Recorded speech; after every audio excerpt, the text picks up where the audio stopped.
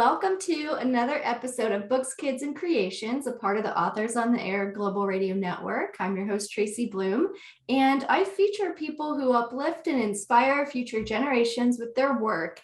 And one of those people is the delightful Melissa Shapiro, who has been on the show once before with her book about Piglet, the precious little pink puppy. And she has just come out with a new book. It's forthcoming, actually. It comes out in a couple of weeks. Piglet Comes Home. And I'm so excited to have you on the show today. Thank you for being here. Thanks for having us. I say us because I am not alone. There he is, Babushka boy. Piglet. Oh, gosh, I just want to reach through the screen. I know, he's really cute. What a cutie. Now, how old is Piglet right now? He is 5. He's 5. Okay. And so you got Piglet when he was a little puppy. And Piglet is deaf and blind. So there was quite a bit of acclimating for him to do when you brought him home. But being a veterinarian, you have a lot of experience with dogs. But for the people who don't know much about you or Piglet, how did that journey unfold for you? How did you first come across little baby Piglet? Well, I am a veterinarian and I have been for a very long time. And one of the things that I've always been devoted to is animal rescue. And so I've done a lot of, I've worked with a lot of dog rescues in particular over the years. And I enjoy that. We had adopted a dog, Gina, who is a double Merle Aussie Border Collie mix from a rescue in Georgia. And as it turns out, the woman who is the founding director of that rescue group, which is called Colbert Veterinary Rescue Services, is a veterinarian. So we became friends, and I started to help her out some when she would bring her dogs up to Connecticut for adoption events. She would leave them, and sometimes there would be some medical issue to follow up with. So I would do that for her. And 6 years later, after adopting Gina, who's behind me on the couch, she sent me a note and told me that she had a little tiny blind and probably deaf dachshund chihuahua mix puppy who was looking, who would be a special placement. Did I know someone who would be a good fit for him? So I said, no, I actually didn't, which is the truth, but I offered to foster him, and that's how we met. And so a few days later, this was by email, he came up to an adoption event and I picked him up, and that's where the book starts. I picked him up at the adoption event and he was screaming at the top of his lungs. Yeah, that's how we met. Oh, and so since you've had Piglet, I mean, it seems like he's really changed so many people's lives and inspired so many people with the Piglet mindset and the Piglet story of overcoming adversity. And I love in your new book how he actually is able to help the other dogs out of kind of a scary situation because his being blind and deaf, he isn't scared of or aware of thunderstorms like the other dogs were.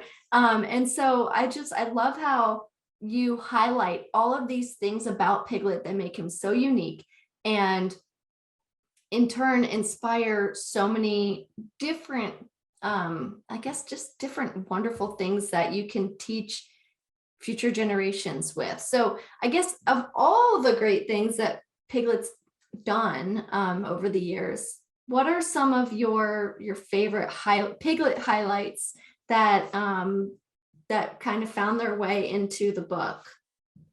Well, Piglet came to us. He was quite a piece of work, honestly. He was really a mess, but it didn't last very long because Piglet, and what makes Piglet really special, I think, to people isn't that he's deaf and blind, because there are a lot of deaf and blind animals, dogs, cats, other animals, people, but he does have a determination that is noticeable and inspiring. and he's not unique, but he's in that top tier of being resilient and determined to not overcome, but face his challenges in a really positive way. So that is why that's what people recognize about him, because a lot of people say, what's so special about him? There are a lot of deaf and blind animals and rescued animals that have come from hoarding places, just like he did. So people recognize that, and not just kids, but adults on his social media pages. So one of the things he does for me that motivates me to continue to do his social media accounts is that people are inspired to get up in the morning when they have some sort of mental illness or other challenges. They have cancer and they're going to chemotherapy. They have family issues. They have children with issues that they can introduce him to, all sorts of things. So over the years, of course, I've met a lot of people. So that's one aspect of Piglet. But as far as the book goes, of course, we have Piglet Mindset educational program. And that was actually came together when a teacher in Massachusetts saw Piglet's videos and decided that she would show them to her students, her third graders, as part of her growth mindset lessons. And growth mindset is part of social emotional learning curriculum. It is optimism, resilience, flexibility, perseverance, and empathy. So they're teaching these things to kids, and Piglet is an outstanding, extraordinary teaching model for growth mindset. We can see him in every aspect of his life, coming forward and engaging in whatever he's doing. So when you say, he doesn't know there's a thunderstorm, he's actually knows there's a thunderstorm, but he's not perceiving it the way others would. Yeah. So he can sense something, say, but the other dogs can see and hear, and that's more scary to them, of course. So in this case, which is part of the story, which I don't know how much I want to give away. Right. He definitely rises where the other dogs are afraid. So that's just bringing what his real life, and in his real life, there are many instances where he does these sorts of things that are exemplary for kids to learn from. And so we try to put it into the book. So what are some things that stand out that he's done over the years? Honestly, I think every single day he does something new. And when I watch him, and I think that's where there are a lot of parallels in the book. It's a fictionalized story, of course, but everything about Piglet is in that book. So just day-to-day things like yesterday, we were sitting on the couch here, and normally we pick him up to put him on the couch with us because he can't jump up. He can't see it. He's also tiny. So we pick him up. He'll come over to us, and this is 2 years ago. He'll come over to us, and he'll sort of come over to our leg, and we'll sort of help him up. We'll hold the back of his shirt, or just kind of him, and then help him up. But he's sort of climbing up. So yesterday, Warren had his feet. Warren's my husband, Piglet's favorite dad. He had his feet down, and they were crossed. So it was almost like a ladder, sort of like a ramp. And Piglet recognized it, and he actually got onto his feet and walked up himself, pulled himself up onto the couch. Aww. So this is a first time thing. For me, when I see this, it's like a child. Yeah. It's delayed. He's 5 years old. He has never done this before. So when I see this this is how Piglet is. He's always growing, and he's always adding to the things that he can do. And that's inspiring to a lot of people. So I tell them about it. When I go to the schools, I tell the kids about these things. I show them videos. The curriculum that I have online is not static. There are the basics that I have on there that have been updated some, but I add to it. I've added new PowerPoints for teachers to use. And then when I go to see the kids, either virtually or in person, I have a presentation for them, and I put new material on so they can see the growth, and they can see how they might grow, just little tiny bits at a time. So I don't know how much you want me to talk about the actual examples that teachers have told me that have happened from Piglet, but I can do that too. Well, and I do like in the book too, you have just those examples of small steps in growth. And in the book, the new book, there are physical steps, and Yes. he looks up and he sees it. And he Yeah, goes, when he was a baby, I mean, the stairs in our backyard over here, which is right over here, the stairs are, I think, sort of his signature example. He couldn't go up the steps himself in the beginning, and I helped him. There's one classic video that we use. We show it over and over because it is so cute, with him going up, turning around and kind of nipping at my hand because I shouldn't help him.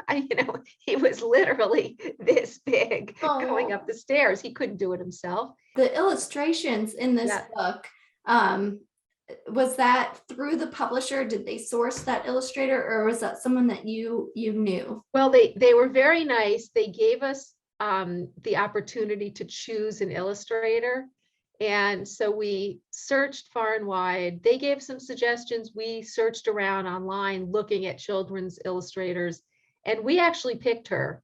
And they then contacted her for us, of course, because that's what they do. And they arranged. She drew some pictures, did some drawings for us, and then they hired her. They're so stunning, and she really nailed it. I mean, as far as capturing just the love and the light and the process and everything about Piglet. I mean, just even the cover is so cute. And I just love everything about this book. And I love how there's the framed picture of Piglet, like as if he's, on the wall, he's come home. It's just, they did such a good job. Well, what's also really nice about it is that this is the cover, but all of our other dogs are in the book. So there's this page with Piglet. I think our dogs are going to bark in a second. And here are the other dogs. And all the other dogs look like our dogs. They're all illustrated to look like them and be them. So there are characteristics about each of them that also have gone into the book. It's not just Piglet, because I didn't want it to be a book about a deaf and blind dog that happens to be pink. I wanted it to be about Piglet.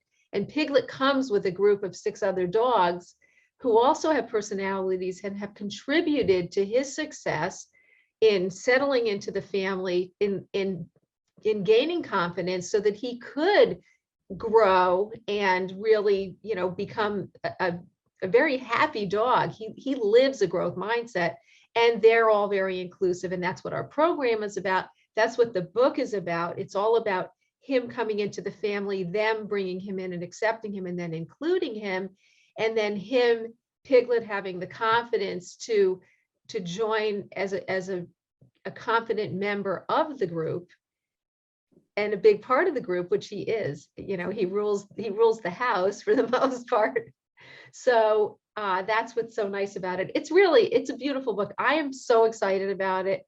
I really hope that people just grab it. If it was me just going into a bookstore and I saw it, I would bring it home because it's about a very special dog, of course. But the illustrations and the story are so sweet that I know this book would be one of the books my kids would have asked me to read every single night. And so the book comes out June 7th. Yep. Do you have a party planned, or are you doing kind of big event for it?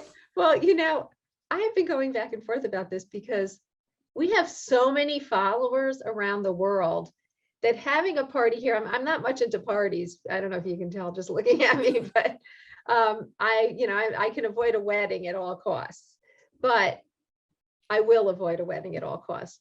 But I do want to celebrate the book. And I thought, so I'm still planning what we're going to do, but I thought, we should go around on that Tuesday, June 7th, and just stop at some bookstores, sign some books, have Piglet with us, and have it streaming onto Facebook and Instagram Live so people can see us going around. Yeah. It's not too exciting, honestly, because going with Piglet, we went to Piglet in a bookstore yesterday, and he's barking and carrying on, and it's a little chaotic. Yeah. One bookstore we work with in Ridgefield, Connecticut, has been offering personalized signed copies of both books, pre-ordering the Piglet Comes Home book, the kids book, and also the paperback of the big book is coming out on the same day. So they've been doing pre-orders there, and they've been selling the big book now since August. And I go up there now and then and sign the books for them, for the people who are interested. So, and I'm sure that, now that more things are back in person, you probably have some school visits and library visits and all kinds of fun things set up. oh, we do. Yeah. I'm so excited. This summer, 2 different school systems, special ed, the supervisors, special ed supervisors for their summer school in 2 different school districts, one's in New Jersey, one's in New York, are having Piglet Mindset as part of their summer school. Oh, that's awesome. And they are having, one hired somebody to actually do Piglet Mindset with the students, and the other, they're developing a curriculum around Piglet Mindset, and they're going to have us come visit. So in August, we're going to one, and at the end of July, we're going to another one. Well, for any of our listeners who would like to know more about your work, you have a website, and teachers can contact you. People can pre-order your book right now. So we're going to post a link to your website so that people can read all about you, and also your social media, so people can follow all your live stream events and all. Sounds good. Yeah. So I guess for anyone who wants to know words of advice from you or Piglet, what do you have to share? Piglet came to us unexpectedly, obviously. We had 6 dogs. We weren't looking for another dog. And we really tried to say no. We tried really hard to say no. So 2 months we said, no, we're not keeping him. And, we have to follow our, instincts not to have more and more dogs. But we said yes. And look what's happened as a result of saying yes to keeping a bit of an inconvenience dog. My message now to people is that, look and see really where you are, and don't miss an opportunity. If I hadn't said yes, then I would have missed out on networking and collaborating with, hundreds of teachers, and meeting hundreds of thousands of people on Piglet's social media pages, and then thousands and thousands of kids, and impacting them with Piglet's very positive message of resilience, inclusion, and kindness. So there are 2 parts to this. One is push yourself a little bit, accept the unexpected, and go with it. And then, of course, be resilient and positive in your approach to pretty much any challenge in life. And then, of course, be inclusive and kind. So those are our messages. And here he is. Here's my little boy. Right? I love them. Those are wonderful messages. And I love all that you're doing for animals, for people, for the world with your work. And, who would have thought just by saying yes, that so many wonderful things would have happened, and doors opened, and all these great things occurred. So Melissa, thank you so much for being here. And I am so excited about your new book. So thank you for having me. Thank you so much. I hope we'll be in touch. You'll tell me when this is going to air and everything. Oh yeah. Oh yeah. Oh, a cookie. Cookies. So funny. There you go. All right. I could stay on here and talk to you for. I know. Yeah, me too. Okay. All right. Take it easy. Thanks so much. Thank you.